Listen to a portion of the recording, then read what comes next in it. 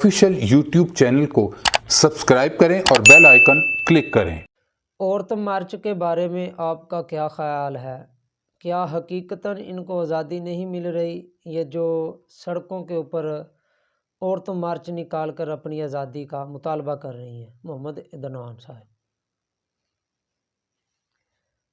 जी, हज़रत जी, आपको ये क्या सूझी कि आपने ये मुझसे सवाल किया? चलो, शायद आपने अगर कर ही लिया है तो मैं इसका आपको जवाब दे देता हूँ आसान से लफ्ज़ों में कि अगर आपने मेरा ख्याल पूछ ही लिया है।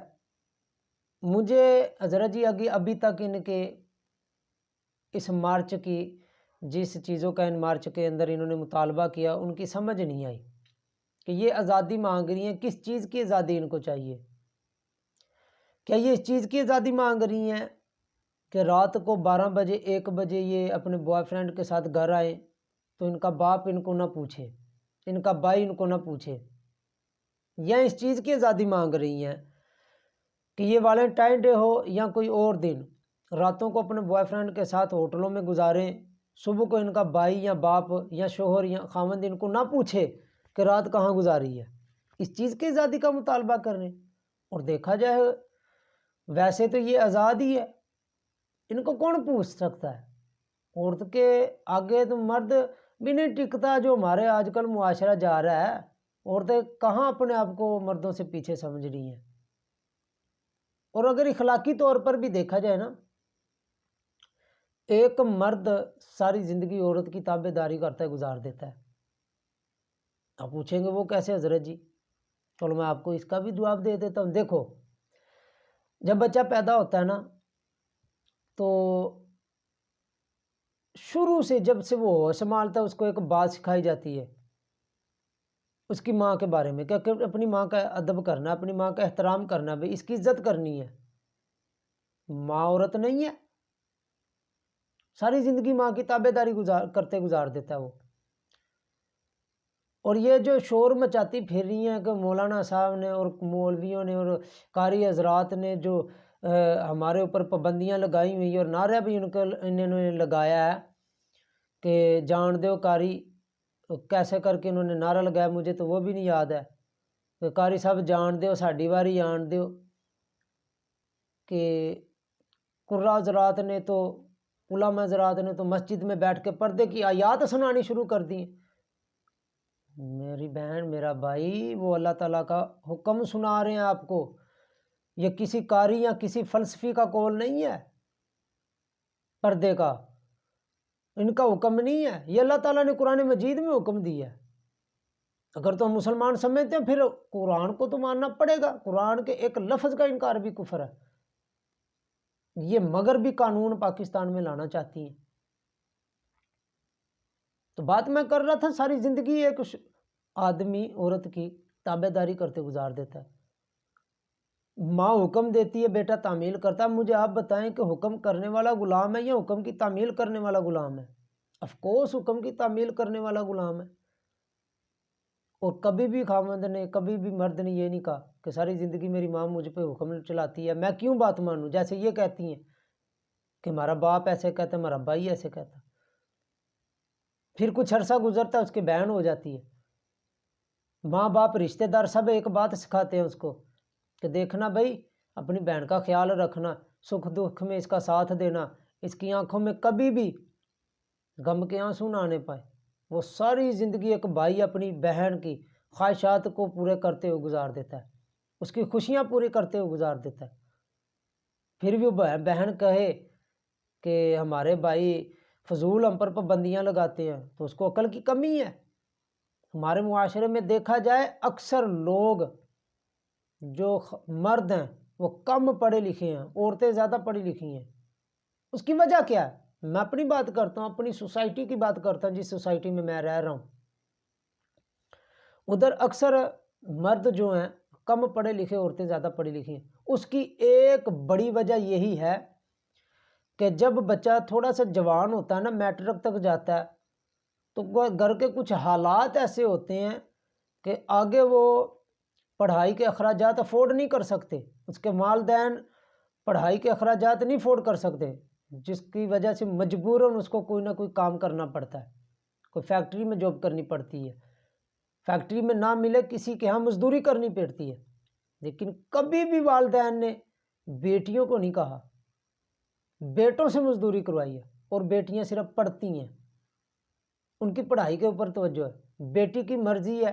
میں جس سوسائٹی میں رہ رہا ہوں ادھر اکثر لڑکیوں نے، کسی نے بی ایس سی کی ہے، کسی نے ایف ایس سی کی ہے، کسی نے ماسٹر کی ہوئی ہے، اور ان کے بھائی کوئی میٹرک پڑھا ہے، زیادہ سے زیادہ کسی نے ایف اے کی ہے، بس سادہ ایف اے۔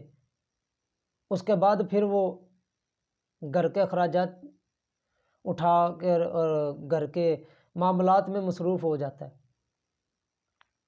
پھر بھی بہن کے جس کی خاطر وہ ساری، جس کی خوشیاں پوری کرنے کی خاطر وہ سارا دن ٹوکری اٹھاتا ہے دھوپ میں، مئی جون جولائی کی دھوپ ہو، بہن کو پرواہ نہیں، پنکھا چلا کے بیٹھی ہوئی ہے، اے سی چل رہا ہے بیٹھی ہوئی ہے، بل دینا تو بھائی نے، بہن کی یونیورسٹی کی فیس دینی ہے تو بھائی نے، بہن کی ٹیوشن کی فیس دینی ہے تو بھائی نے، کالج کی فیس دینی ہے تو بھائی نے، اس کے آنے جانے کا خرچ دینا تو بھائی نے یا باپ نے۔ پھر بھی وہ کہیں اگر بھائی شام کو آج کے والد سارے دن ٹوکری اٹھاتا دھوپ میں، شام کو آ کے کہہ دے کہ مجھے سالن گرم کر کے روٹی دے دو، تو نعرے لگانے شروع کر دیے کہ اپنا سالن خود گرم کرو، اپنے منہ سے خود تلاش کرو۔ یہ تو اخلاقیات نہ ہوئی۔ اس کے بعد اس کا مرد کی شادی کر دی جاتی ہے، ساری زندگی بیوی کے اخراجات پورے کرتے گزار دیتا ہے وہ، ساری زندگی بیوی کے سکھ دکھ میں اور سکھ دکھ میں شریک بھی ہوتا ہے، اور اس کی خوشیوں کے لیے اپنی خوشیاں قربان کر دیتا ہے۔ دیکھیں نا آپ اکثر معاشرے میں ایک مزدوری کرنے والا جو 30,000 روپیہ اس دور میں، آج سے 2 سال قبل وہ بھی 18-19 ہزار لیتا تھا، اب تھوڑی سی مہنگائی ہوگی، مہنگائی کی ہونے کی وجہ سے مزدور کی بھی تھوڑی سی مزدوری بڑھی ہے، اس دور میں 30,000 روپیہ کما رہا ہے، خود وہ کپڑے پہن رہا ہے، عید کے اوپر بھی چپل جوتے کے ساتھ گزارا کر رہا ہے، سوٹ پہن رہا ہے 600-700 والا، کبھی اس نے اپنی بیوی کو نہیں کہا کہ 2,000 کا سوٹ کیوں پہن رہی ہے، 3,000 کا، 30,000 میں اپنی بیوی کو کے اخراجات بھی پورے کر رہا، خوشیاں بھی کا بھی خیال رکھ رہا ہے، اور گھر کا چولہا بھی جلا رہا ہے۔ بیوی کو اس نے کبھی بھی اس بات کا احساس نہیں ہونے دیا کہ وہ کس طرح گھر کا اخراجات اٹھا رہا ہے۔ پھر بھی وہ شام کو کہے جی اپنے منہ سے خود تلاش کرو، اپنا سالن خود گرم کرو، یہ تو اخلاقیات نہ ہوئے، اخلاقیات کا جنازہ نکل گیا۔ پھر بیٹی ہو جاتی، ساری زندگی باپ بیٹی کے اخراجات پورے کرتا ہے، خوشیاں پوری کرتا ہے۔ میرا بھائی اگر دیکھا جائے تو عورتوں کی بنسبت مرد زیادہ جو تابعداری کرتے ہیں، کبھی ماں کی شکل میں، ماں کی، کبھی بہن کی خوشیوں کی خاطر، کبھی عورت کی اپنی بیوی کی خوشیوں کی خاطر، کبھی بیٹی کی خوشیوں کی خاطر، ساری زندگی وہ مزدوری کرتے گزار دیتا ہے، کبھی ان کو کبھی بھی احساس تک نہیں ہونے دیتا۔ تو یہ اخلاقیات نہیں، اخلاقیات کا تقاضا تو ہوتا ہے کہ خاوند باہر کا کام کرتا ہے، شام کو وہ آئے، اور کچھ نہیں، وہ کچھ نہیں، آپ سے زیادہ کچھ اور نہیں چاہتے، یہی چاہتے ہیں کہ آپ ان سے ذرا مسکرا کے بول لیا کریں۔ لیکن انہوں نے جو نعرے بازی لگائی ہے، انہوں نے اکیلا مولویوں کو ہٹ نہیں کیا، انہوں نے سیدھا سیدھا اسلام کے اوپر وار کیا ہے۔ یہ مولویوں کے تھوڑے حکم تھے، مولویوں کے تھوڑا حکم تھا یہ پردے کا، انہوں نے تو قرآن کی آیات پڑھ کے سنائی ہیں، میرا جسم میری مرضی۔ کیوں بھائی، کیوں تیرا جسم تیری مرضی؟ اللہ تعالیٰ نے قرآن کے اندر پردے کا حکم نہیں دیا؟ ازواج مطہرات امہات المؤمنین کو پردے کا حکم نہیں تھا کیا؟ ان سے بڑی آپ پاکیزہ ہو، ان سے زیادہ آپ طہارت کا خیال رکھتی ہو۔ امہات المؤمنین جو تمام مؤمنین کی مائیں ہیں، ان کو اللہ کے نبی نے حکم دے دیا پردے کا، پھر تم اور میں کس باغ کے کس کھیت کی مولی ہے؟ انہوں نے صرف اور صرف مغربی فکر نظر کو پاکستان میں عائد کرنا چاہتی ہیں، اس لیے یہ کام ہو رہے ہیں۔ اور دیکھا جائے عورت بالکل سوسائٹی میں محفوظ بھی ہے اور آزاد بھی ہے۔ یہ انہوں نے ایک اور نعرہ لگایا، میں اس کی بھی وضاحت کر دوں۔ نعرہ لگایا انہوں نے میں پوری ہوں آدھی نہیں۔ مطلب کیا؟